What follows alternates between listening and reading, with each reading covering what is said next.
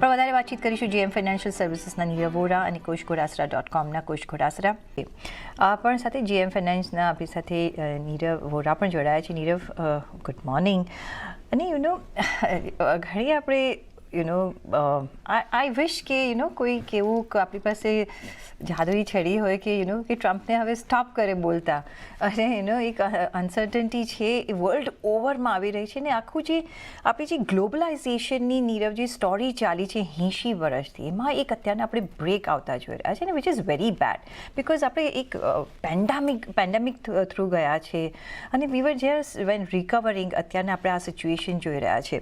પણ કઈ રીતના તમે જોશો રિસેશન તરફ જાય છે તો nobody is going to be in a happy position, right? અત્યારના જો માર્કેટને જોવું હોય તો what are the green zones Indian market પર સે અત્યારના જો આપણે નજર કરવી હોય તો? Yes, good morning Preetiji, good morning બધા દર્શકોને. તો એઝ તમે રાઇટલી કીધું કે જે ટ્રમ્પની એવરીડે જે સ્ટેટમેન્ટ્સ આવે છે એ નિફ્ટી અને બેંક નિફ્ટી કરતાં વધારે વોલેટાઇલ થઈ ગઈ છે. એની માટે આપણી નિફ્ટી અને બેંક નિફ્ટી પણ ઇન અકોર્ડન્સ ચાલે છે. તો it has become really difficult. બહુ જ વોલેટિલિટી વધી ગઈ છે. લાસ્ટ વીક પણ અગર તમને ધ્યાન હોય તો આપણે ક્લિયરલી એ વાત કરી હતી કે જે 24,100-200 જે અપસાઇડના લેવલ છે એ કેપ્ડ લાગે છે. ઇનફેક્ટ 23,800થી જ માર્કેટ ફરી ગઈ. એન્ડ નીચેમાં ક્લિયરલી આપણે વાત કરી હતી કે 22,800, 22,700 એકવાર પ્રોબેબલી આવી શકે છે in the first or second week of April. એના કારણ એ જ હતા કે આ જે ટેરિફનું જે આઉટકમ હતું that was lined up four 2 April, જે આપણે ઓલરેડી જોઈ લીધું છે. Yesterday we saw Dow Jones and Nasdaq correcting by almost 5 થી 6% કરેક્ટ થયું છે. એના કારણો એ છે કે ઓબ્વિયસલી જે તમે ગ્લોબલાઇઝેશનની પણ વાત કરો છો, so every country is linked with each other. Supply chain જે છે એ બધું જ જોડાયેલું હોય છે. Now if you look at US, China, જે બધી મેજર ઇકોનોમીઝ છે, એન્ડ ઇન્ડિયા, આખું ડિસ્રપ્શન બહુ મોટે પાયે થશે. This is not a short term or medium term phenomena, this is a long term phenomena. Now if you compare this with કોવિડમાં આપણે એક 30% નો ફોલ જોયો during March 2020, and then we smartly recovered over the next 6-8 months. But this time it will not be the same, કેમ કે આ જે disruption થશે this will be very severe overall, and it will take a long period of time to come out of the woods. એટલે recessionary fierce જે આપણને લાગી રહ્યા છે ઓવરઓલ, ગ્લોબલ ગ્રોથ જે છે એ પણ સ્લો ડાઉન થશે. એના repercussions will be very bad. તો આવા સમયમાં definitely things will not be the same like last 3 to 4 years, જે મેં ઘણી વાર આ ચેનલ પર વાત કરી છે. સો definitely you have to be very sector specific, stock specific. અમુક સેક્ટર્સ એવા છે જે ગ્લોબલ ટ્રેડથી થોડા અલૂફ છે, લાઇક ફોર એક્ઝામ્પલ એનબીએફસીસ છે, બેંક છે, from a short term perspective. Definitely eventually અગર બીજા સેક્ટર્સને અફેક્ટ થાય છે તો એનપીએસ, આ બધા કંપનીના જે એનબીએફસી અને બેંક્સ છે એમાં પણ વધી શકે છે. સો લોંગ ટર્મ પર્સપેક્ટિવ થોડું ડિફિકલ્ટ થઈ જાય છે અત્યારે એ બે સેક્ટર્સને પ્રેડિક્ટ કરવા. But from a short to medium term perspective, power છે કે પછી રિટેલ સ્પેસ છે, જ્યાં પ્રોબેબલી આરબીઆઈ કટ પણ કરી શકે છે interest rates in the next week. તો આ શોર્ટ ટુ મીડિયમ ટર્મ થોડા અમને લાગે છે કે થોડા સેફ રહેશે. લાઇક ફોર એક્ઝામ્પલ યુટિલિટીઝ છે, પાવર ગ્રીડ છે, એનટીપીસી છે, અડાની પાવર છે, આ બધા થોડા સેફ છે at this point in time. અને આપણે એટલું પણ નથી જોયું આ બધા સ્ટોક્સમાં. સો ઓવરઓલ ટ્રેન્ડ થોડું નેગેટિવ રહેશે, રેન્જ બાઉન્ડ રહેશે. Q4 નંબર શરૂ થઈ જશે અને જે ગ્રોથ પ્રોસ્પેક્ટ છે Q4 માટે પણ નિફ્ટી 50ના earnings growth somewhere around 4 to 5%, same as Q3. But Q3માં વેલ્યુએશન્સ હાઈ હતા, આ વખતે વેલ્યુએશન્સ થોડા રિઝનેબલ છે, એટલે પ્રોબેબલી આપણે એટલું મોટું કાર્નેજ ન જોઈએ. સો એક રેન્જમાં રહેશે નિફ્ટી. અમને એવું લાગે છે કે 22,500 24,000ના રેન્જમાં રહી શકે છે. ઓકે, તો 22,000થી 24,000ની રેન્જમાં આપણે નેક્સ્ટ યરમાં નિફ્ટી જોઈ શકીએ છીએ. અને વી વર એક્સપેક્ટિંગ હાઈ મૂવ્સ. એકચ્યુઅલી અત્યારના આપણે એક ડાર્ક વુડમાં જતા રહ્યા છે, જેમાં મે બી થોડી લાઇટ્સ જે આપી શકે છે ફાઇનાન્શિયલ સેક્ટર છે કે પાવર સેક્ટર છે, શોર્ટ ટાઈમમાં જે થોડી લાઇટ આપણને આપી શકે છે. પણ જોવું રહ્યું, કારણ કે જ્યાં સુધી ટ્રમ્પ છે ત્યાં સુધી વી ડોન્ટ નો કે કઈ બાજુ આપણે રસ્તો લઈ શકીએ છીએ. નેક્સ્ટ સવાલ આપણે જે આવી રહ્યો છે ભૂમિ શાહનો જ છે. શોર્ટ ટર્મ માટે નહીં તો લોંગ ટર્મ માટે નીરવજી કશે રોકાણ અત્યારના પોસિબલ છે, કરવું જોઈએ કે અહીંયા પણ વેઇટ જ કરવું જોઈએ અત્યારના? Yes, definitely long term perspective અગર આપણે વાત કરીએ તો 3 to 5 yearsનો અગર ટાઈમ ફ્રેમ હોય ઓર રાધર લેટ્સ સે 2 to 3 યરનો ટાઈમ ફ્રેમ હોય તો અમુક સેક્ટર્સ એવા છે કે ડેફિનેટલી બહુ જ અટ્રેક્ટિવ થઈ ગયા છે after the correction which we have seen in last 4-5 months. જેમ કે હવે પાવર સેક્ટર છે જ્યાં થર્મલ કેપેસિટીઝ છે એ વધવાની છે, ઓવરઓલ જે પાવર ડિમાન્ડ છે એ વધવાની છે. તો જેમ મેં કહ્યું કે પાવર ગ્રેડ એનટીપીસી આ સ્ટોક્સ અમને સારા લાગી રહ્યા છે again from a 2-3 kind of a year time frame. આ બંને સ્ટોક્સના ડિવિડન્ડ yields પણ સારા છે. તો C after a good correction of almost 20-25-30% from the top મને નથી લાગતું કે અહીંયાથી બહુ મોટો કરેક્શન આવે. યસ ડેફિનેટલી Q4 નંબર્સ આપણે જોશું પહેલાં કેવા આવે છે, કેવા પેન આઉટ થાય છે. એન્ડ 2 થી 3 ટ્રાન્ચમાં તમને આરામથી નેક્સ્ટ 1-2-3 મહિનામાં આ બધા સ્ટોક્સ જમા કરવા જોઈએ. અપાર્ટ ફ્રોમ દેટ બેન્ક્સમાં HDFC બેંક અમને સારો લાગે છે, Bajaj Finance from the large cap space, NBFC સ્પેસમાં સારો લાગે છે. તો આ બધા સ્ટોક્સ પણ તમે તમારા રડાર પર મૂકી શકો છો. For that matter Reliance industries has corrected very significantly, ONGC સારો કરેક્ટ થઈ ચૂક્યો છે. અમુક આમાંથી બધા સ્ટોક્સ સારા ડિવિડન્ડ પણ આપે છે. તો ફ્રોમ દેટ પર્સપેક્ટિવ Q4 નંબર્સમાં ડિવિડન્ડ પણ ડિક્લેર થશે. તો એ બધા તમે રડાર પર મૂકી શકો છો એન્ડ 2 ટ્રાન્ચમાં તમે એડ કરી શકો છો. ઓકે, તો 2 ટ્રાન્ચમાં લોંગ ટર્મ માટે અત્યારના ઓફકોર્સ તમને થોડી ખરીદી તમે કરી શકશો. ટુકડે કરજો, એવરી ડિપ પર કરજો. પાવર ગ્રીડ, એનટીપીસી, પાવર સેક્ટરમાં HDFC bank, Bajaj finance, financial સેક્ટરમાં, BFSI સેક્ટરમાં અને રિલાયન્સ અને ONGCમાં પણ તમે નજર રાખી શકો છો. અહીંયા બધી ડિવિડન્ડ આપતી પણ કંપની છે અને Q4ના નંબર્સ પણ હમણાં આવશે એટલે અહીંયા એક એનો પણ તમને એડવાન્ટેજ મળશે. તો લોંગ ટર્મ માટે યસ આ બધા કાઉન્ટર્સ પર તમે નજર રાખી શકો છો. નેક્સ્ટ સવાલ માટે રણજીતસિંહથી જોડાઈ ગયા છે બોટાદથી. જી સર, સવાલ પૂછો આપનો. જી સર, મારી પાસે એમરોનના 60 શેર છે. હવે મારે એમાં લોંગ ટર્મ માટે લીધેલા છે, તો હવે મારે એમાં શું આગળ કરવું ટૂંકમાં? અમારા રાજા બેટરી, અમારા રાજા યુટિલિટીઝ 1050ના એમની પાસે કાઉન્ટર છે 60 અને અત્યારના એમને 61 રૂપિયાનો લોસ જઈ રહ્યો છે, પણ લોંગ ટર્મ હોલ્ડ કરી શકે છે. નીરવ, શું કરવાનું? ઓવરઓલ અત્યારે ઓટો અને ઓટો કોમ્પોનન્ટ્સની અગર આપણે વાત કરીએ છીએ તો ડેફિનેટલી થોડું પ્રેશર છે બિકોઝ જે ટેરિફ્સ લાગ્યા છે આ પર્ટિક્યુલર સેક્ટરમાં, તો short to medium term perspective તો ડેફિનેટલી પ્રેશર રહેશે આ બંને સેક્ટર્સ. પણ from a long term perspective અગર આપણે જોઈએ તો આ એક જે સેક્ટર છે એ EV સ્પેસને પણ કેટર કરશે એન્ડ એની ડિમાન્ડ સારી જ રહેશે. ધો થોડું વ્યૂ લાંબુ રાખવું પડશે 2 થી 3 વર્ષનો, કેમ કે એઝ આઈ મેન્શન કે મીડિયમ ટર્મ માટે કોઈ એવું ગ્રોથ પ્રોસ્પેક્ટ્સ આપણને નહીં દેખાય in case the things are getting even worst over the medium term. તો ફ્રોમ લોંગ ટર્મ પર્સપેક્ટિવ અગર તમે હોલ્ડ કરી શકો છો તો ડેફિનેટલી આને હોલ્ડ કરો બિકોઝ 2-3 કંપની સારી છે આ પર્ટિક્યુલર સ્પેસમાં અને અમારા રાજા બેટરી નો હિસ્ટોરિકલ ડેટા પણ ઘણો સ્ટ્રોંગ છે, રિટર્ન રેશિયોઝ પણ ડિસન્ટ છે એન્ડ જેમ આગળ ઇવેન્ચ્યુઅલી જ્યારે થોડું ગ્રોથ દેખાવા માંડશે તો આ એક્સાઇડ અને અમારા રાજા આ બે કંપની સારું કરી શકે છે અને ડિમાન્ડ રિવાઇવલ પણ આપણને જોવા મળી શકે છે. બટ એઝ આઈ મેન્શન થોડું લાંબો સમય રાખજો. તો થોડો લાંબો સમય રાખવો પડશે. જો તમે એના માટે રેડી છો તો તમે યસ અહીંયા કામકાજ કરી શકો છો, અહીંયા ઊભા રહી શકો છો.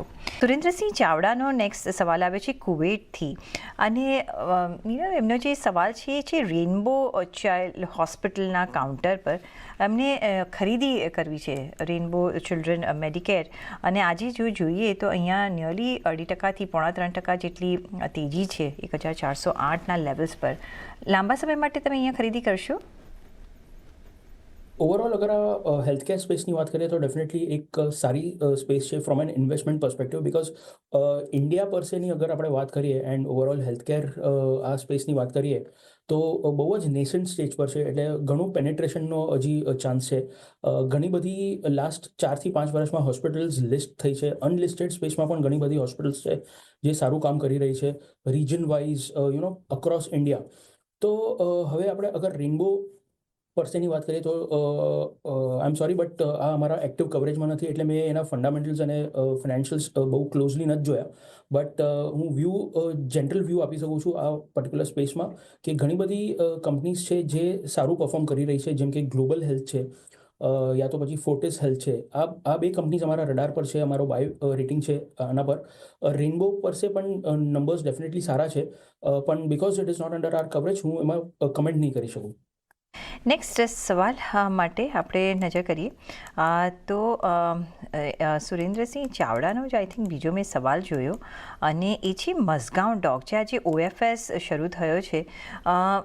જો 5 વર્ષ પ્લસ માટે જો ખરીદી કરવી હોય તો નીરવ ખરીદી કરાય અહીંયા? યસ, ડેફિનેટલી ખરીદી કરાય, કેમ કે ઓવરઓલ જે શિપ બિલ્ડિંગ સ્પેસ છે વિધિન ધ ડિફેન્સ સ્પેસ, એ અમને લાગે છે કે from a long term perspective will do very very well. Just that કે શોર્ટ ટર્મમાં એટલે લાસ્ટ 20-25 દિવસમાં અગર આપણે જોઈએ તો સ્ટોક એ સારી રેલી આપી છે. But obviously because of the OFS which is at a discount of 4-5%, it gives a very good buying opportunity.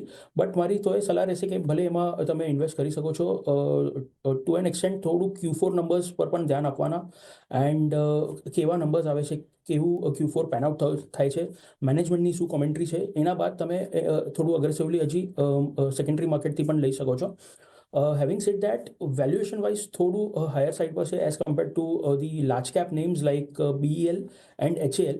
તો અમારો વ્યૂ BEL પર વધારે પોઝિટિવ છે, બિકોઝ જે પ્રમાણે ઓર્ડર બુક છે અને જે હમણાં રિસન્ટ ઓર્ડર્સ મળ્યા છે કંપનીને, that augurs very well for the company from a medium to long term perspective as far as growth is concerned. So definitely Mazgaon Dock, HAL, BEL આ બધા સ્ટોક્સ અમને ગમે છે, again from a long term perspective. Long term પર્સપેક્ટિવથી yes, તમને આ બધા જ કાઉન્ટર્સ ગમે છે, અને આજે નિયરલી આપણે ઘણો બધો અહીંયા ઘટાડો જોઈ રહ્યા છે, 6.1% વધારેનો અહીંયા આજે ઘટાડો જોઈ રહ્યા છે, બિકોઝ ગવર્મેન્ટ એમાં સ્ટેક વેચી રહી છે, 4.83% સ્ટેક વેચી રહી છે, ને એટલે જ OFS છે. પણ મે બી તમે સેકન્ડરી માર્કેટમાંથી પણ અહીંયા ખરીદી કરી શકો છો લેટર ઓન, પણ આ સેક્ટર એઝ અ હોલ પર તમને ખરીદીની ઓફકોર્સ સલાહ મળતી દેખાઈ રહી છે. અહીંયા નેક્સ્ટ સવાલ પર જઈશું. રમણીકલાલ શાહ, એન્જલ 1 અને નીરવ એ હોલ્ડ કરી રહ્યા છે. એમની પાસે 2925ના 50 કાઉન્ટર છે એન્જલ 1ના. હવે લોંગ ટર્મ માટે એમને આ ખરીદ્યા છે. હવે એન્જલ 1નું જોઈએ કે લાસ્ટ 3 ક્વાર્ટર્સથી જે એમનું જે કસ્ટમર એક્વિઝિશન છે, કે કસ્ટમર જે ઓનબોર્ડ આવતા છે, એ ઘણું બધું ઓછું થઈ ગયું છે, ને અહીંયા આપણે એન્જલ 1માં એ પેન જોઈ રહ્યા છે. એમની જે ખરીદી છે ઊંચા ભાવની છે, નિયરલી 2000 આઈ થિંક 925, અત્યારના 2330 ચાલી રહ્યો છે. પણ આ સ્પેસ કેવી રીતના ગમે છે? બિકોઝ માર્કેટ જો ઉપર જશે તો આ કાઉન્ટરમાં બી આપણે વધારે જોઈશું, માર્કેટ નીચે જશે તો યસ, અહીંયા પણ તમને થોડું ડેમ્પનેસ દેખાશે. શું કરવું જોઈએ લાંબા સમય માટે? ડેફિનેટલી અગર આપણે એન્જલ 1ની વાત કરીએ એન્ડ ઓવરઓલ સ્પેસની પહેલાં હું વાત કરું, capital markets as a theme મેં ઘણીવાર ચેનલ પર પણ કીધું છે કે from a long term perspective it is very very attractive. It is one of the space જે એક વેલ્થ ક્રિએશન સ્પેસ બની શકે છે. તો ડેફિનેટલી 5 થી 10 વર્ષનો વ્યૂ રાખવો પડશે એની માટે, કેમ કે wealth is not created in 1 or 2 years, it is created over 5 to 10 years. હવે આપણે ઓવરઓલ સ્પેસની વાત કરીએ તો લાસ્ટ 5 વર્ષમાં આપણે એક ફિનોમિનલ રેલી જોઈ છે ઘણા બધા કંપનીઝમાં, જેમ કે BSE છે, MCX છે, ઘણા બધા AMC કંપનીઝ છે. તો ઓવરઓલ આ સ્પેસ છે ને અત્યારે શોર્ટ ટુ મીડિયમ ટર્મ માટે થોડું બેકફૂટ પર રહેશે. એનું કારણ એ જ છે કે જે આપણે માર્કેટ્સમાં એક ઘટાડો જોયો છે લાસ્ટ 5-6 મહિનામાં, એના અસર આ બધી કંપનીને થશે. વોલ્યુમ ઓછું થયું છે, જે એક્સપાયરીઝ બધી ચેન્જ થઈ છે F&O સેગમેન્ટમાં, તો એના પણ અસર આ બધા સ્ટોક્સ પર ઇવેન્ચ્યુઅલી પડ્યા છે. માર્કેટ કરેક્ટ થાય છે તો CDSL number of accounts, demat accounts પણ થોડા ઓછા શરૂ થયા છે. સો ઓબ્વિયસલી ટોપલાઇન નંબર્સ જે આપણે લાસ્ટ 2 વર્ષમાં જોતા હતા એ થોડા નબળા થશે. સો ધીઝ આર સાયકલ્સ. આ જે વેલ્થ ક્રિએશનની જે એક જર્ની હોય એમાં અમુક પીરિયડ એવા આવશે જ્યાં તમને થોડું પેન સહન કરવું પડશે. સો હેવિંગ સેડ દેટ અત્યારે એન્જલ 1 અને આ બધા જે સ્ટોક્સ છે એ થોડા આ પેનથી ગુજરી રહ્યા છે. So having said that I would not suggest to add at this point in time. થોડું રાહ જુઓ. જે તમે બાય કર્યું છે એને ડેફિનેટલી હોલ્ડ કરો. Q4ના નંબર્સ આપણે જોશું, ઇવેન્ચ્યુઅલી Q1ના નંબર્સ પણ આપણને થોડા જોવા પડશે. સો ઓવર નેક્સ્ટ 3 to 6 months તમને સારો મોકો મળશે આ બધા સ્ટોક્સને એડ કરવા માટે. અરાઉન્ડ 1900-2000નો ભાવ આવે છે એન્જલ 1નો, તો that will be a very good buying opportunity. તમે તમારી એવરેજને પણ નીચે કરી શકો છો. એન્ડ મારી સલાહ એ જ રહેશે કે ડેફિનેટલી વેલ્થ ક્રિએશન માટે લોંગ ટર્મ માટે હોલ્ડ કરીને ચાલો. તો મે બી અત્યારના હોલ્ડ કરો જરા. Q1 Q4ના રિઝલ્ટ આવી જવા દો. Q1 for the current financial years એના પણ રિઝલ્ટ આવવા દો ને મે બી આપણે એક રીલુક લઈ શકીએ છીએ. તો અત્યારના માટે હોલ્ડની તમને સલાહ મળતી દેખાઈ રહી છે. એવરેજ તો હમણાં નહીં જ કરવું જોઈએ, right Nirav? Absolutely. Q4 numbers જોઈએ આપણે પછી આપણને વધારે. કરીશું. ઓકે, તો હમણાં બીજું કંઈ વધારે અહીંયા આપણે કામકાજ નહીં કરીએ. ઓન દેટ નોટ અહીંયા એક બ્રેકનો સમય થઈ ગયો છે, બ્રેક લઈને. પણ એક જે આજે કાઉન્ટર્સ ઇન ન્યૂઝ છે આજે, અને HDFC બેંક જે માર્કેટને સંભાળી રહ્યો છે આજે, બિઝનેસ અપડેટ્સ છે એ ખાસા રોબસ્ટ આવ્યા છે. ને આપણે છેલ્લા 4-5 ક્વાર્ટરથી જોઈ રહ્યા છીએ કે જે HDFCનો જે ગ્રોથ રહ્યો છે અહીંયા કઈ રીતના જોશો? અહીંયા આપણે જોઈ રહ્યા છીએ કે બેંક ડિપોઝિટ ગ્રોથ Q4 અને બેસ્ટ અહીંયા આપણે લોન ગ્રોથ પણ જોઈ રહ્યા છીએ. નીરવ, HDFC બેંક જે ઘણા સમય સુધી ક્લાઉડમાં હતો, હવે લાસ્ટ ફ્યુ ક્વાર્ટર્સથી આપણે જોઈ રહ્યા છીએ કે બહાર આવી રહ્યો છે ધીરે ધીરે. ને હવે તો જે એના ટાર્ગેટ્સ પણ છે વધારી રહ્યા છે બ્રોકરેજ હાઉસીસ. HDFC બેંક પર કઈ રીતના તમે કામ કરશો? ડેફિનેટલી સી, અગર આપણે જોઈએ તો ઓલમોસ્ટ એક વર્ષથી એક મોટા રેન્જમાં રહ્યું છે HDFC બેંક, 200-250 પોઈન્ટના રેન્જમાં. એનું કારણ એ જ હતું કે જે નંબર્સ હતા એ થોડા નબળા હતા. પ્લસ જે HDFC લિમિટેડ અને HDFC બેંકનો જે મર્જર થયો હતો, તો જ્યારે બે મોટી કંપનીઝ મર્જ થાય અને જે બેલેન્સ શીટ્સ મર્જ થાય, તો obviously it takes time for the financials અને ફંડામેન્ટલ્સ ટુ કન્સોલિડેટ, જે આપણે ઓલરેડી લાસ્ટ એકાદ વર્ષથી જોઈ રહ્યા છે. પ્લસ જે ક્વાર્ટરલી નંબર્સ પણ હતા એ પણ થોડા નબળા હતા, ડિપોઝિટ્સ પણ થોડા ઘટી ગયા હતા. So obviously it was going through a rough patch. But eventually હવે એવું લાગે છે કે ધીરે ધીરે જે હેડવિન્ડ્સ હતા દે વિલ કન્વર્ટ ઇન્ટુ ટેલવિન્ડ્સ, અને ગોઈંગ ફોરવર્ડ પ્રોબેબલી આપણે ઉપરના લેવલ્સ જોઈ શકીએ છીએ, કેમ કે નંબર્સ ધીરે ધીરે ઇમ્પ્રૂવ થઈ રહ્યા છે. સો મારી સલાહ ડેફિનેટલી એ જ રહેશે કે તમે બાય ઓન ડિપ્સની રણનીતિ અપનાવો આમાં. એન્ડ જ્યારે પણ ઘટાડો હોય 3-4-5% આ પર્ટિક્યુલર સ્ટોકમાં, ધીરે ધીરે કરીને એક્યુમ્યુલેટ કરો અને લોંગ ટર્મનો નજરિયો રાખીને બાય કરી શકો છો. ઓકે, તો લોંગ ટર્મનો નજરિયો રાખીને તમે HDFC બેંકમાં ધીરે ધીરે એડ કરી શકો છો. પણ ઓન દેટ નોટ રજા લેવાનો સમય થઈ ગયો છે. નીરવ, આપના કોઈ ડિસ્ક્લોઝર્સ? યસ, તો આજે આપણે ઘણા બધા સેક્ટર્સ અને સ્ટોક્સ ડિસ્કસ કર્યા છે. તો અમુક સ્ટોક્સ મારા પર્સનલ પોર્ટફોલિયોમાં લોંગ ટર્મ પર્સપેક્ટિવથી હું હોલ્ડ કરી શકું છું અને મારા ક્લાયન્ટોને પણ સજેસ્ટ કરી શકું છું. જે પણ દર્શક મિત્ર આ પર્ટિક્યુલર શો જોઈ રહ્યા છે એમને મારી એ જ સલાહ રહેશે કે આવા સમયમાં જ્યારે માર્કેટ્સ બહુ જ વોલેટાઇલ હોય અને જ્યારે કરેક્ટિવ મોડમાં હોય ત્યારે કોઈ પેનિક કરવાની જરૂર નથી. હિસ્ટોરિકલી આપણે આ બધું ઘણીવાર જોયું છે લાસ્ટ 20-25 યર્સમાં. So time will pass by and eventually ધીરે ધીરે કરીને જ્યારે થિંગ્સ વિલ ઇમ્પ્રૂવ, માર્કેટ પણ ઇમ્પ્રૂવ થશે. અગર તમે લોંગ ટર્મ ઇન્વેસ્ટર છો તો ઇનફેક્ટ આવા સમયમાં થોડું કેશ હેન્ડી રાખવાનું. જ્યારે પણ સ્ટોક્સ કરેક્ટ થાય છે તો તમને નીચેના સ્તરો પર ઇન્વેસ્ટમેન્ટનો એક સારો મોકો મળશે. અને નાણાકીય સલાહની એડવાઇઝરની સલાહ લઈને તમે માર્કેટમાં ઇન્વેસ્ટ કરો. That is my advice. And thank you for having me on the show. Choose the right stocks અને રાઇટ થિંગ, અને પેશન્સ રાખજો અત્યારના. ઓન દેટ નોટ ઘણો આભાર તમારો કુશ અને નીરવ અમારી સાથે જોડાવા બદલ. એ સાથે જ મને પણ આપશો રજા. જોડાયેલા રહીજો CNBC વિચાર સાથે. નમસ્કાર.